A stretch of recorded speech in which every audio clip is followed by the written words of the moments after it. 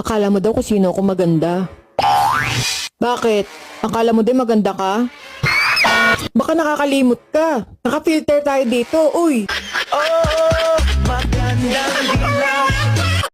Maldita daw ako. Oops, excuse me. Nasa lugar ang pagkamaldita ko.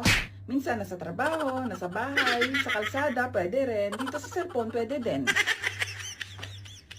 Guys, don't forget to drink water para hindi uhaw sa atensyon.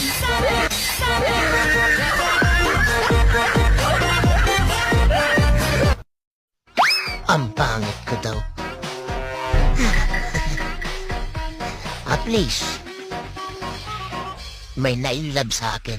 Sabi nila, ang babae daw. Oh, lumabas lahat ang mga taong pumapla. Sinong nagsabi sa'yong nakakatakot ka maging kaaway? Parang mas